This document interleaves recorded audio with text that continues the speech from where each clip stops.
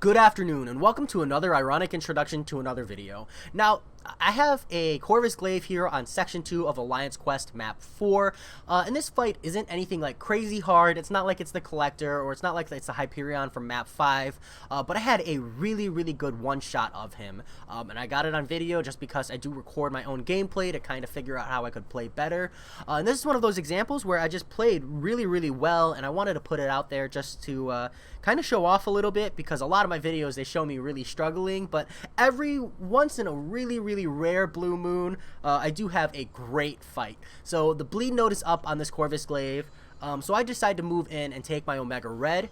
I used my Ghost Rider to clear the Section 1 Corvus Glaive just because of that class advantage, and it's an easy fight. But with the bleed node still open here, even though Ghost Rider is bleed immune, Omega Red really just stands to benefit a lot from that bleed node with the death field, essentially having death field for 60 seconds.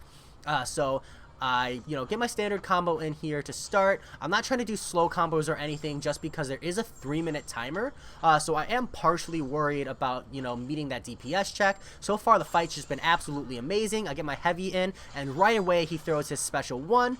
So I'm not losing any spores to having to bait a special or anything. I do my combo into his lights, get my parry here, and a heavy attack. And sure enough, he goes straight into a special 2.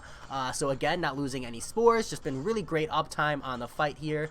And I get my parries really solid, back to back degenerations, these special 1s. This time I do manage to dex it proper, and I'm punching into him. Now I haven't had the need to use a special 1 or a special 2 just because of the constant death field.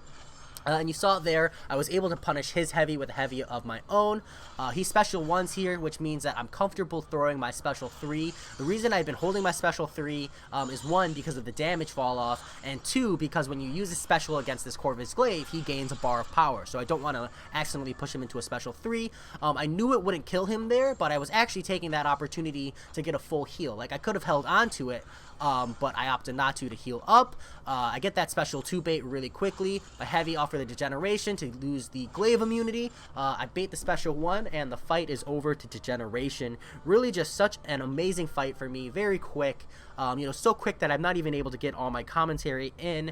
And it felt really good. I've actually tried to get this one shot of Corvus Glaive in multiple times, and I've gotten one shots in, but they've either been really close or just really poor, that I didn't feel the need to share the video because, no one's impressed by, a struggle. But this was a near flawless fight for me, and I was really proud, just because it doesn't happen that often.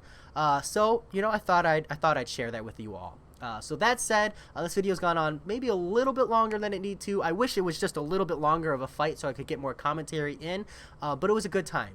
And these mini bosses in Alliance Quest are really fun. And when I have a champion that can handle the mini boss, like when it's the Morningstar boss, it's fun to take down. The Hyperion one is really just the only one I don't like, just because the AI is so defensive. It's really frustrating to play unless you're bringing a proper counter. You can't just mechanic your way through. But that said, I hope that, you take this video as a chance to say, like, hey, maybe it's worth taking a dive at those mini bosses. They're really not as hard as they look, as long as you don't make any major mistakes. But that said, it's been a great time, and I will talk to you all later.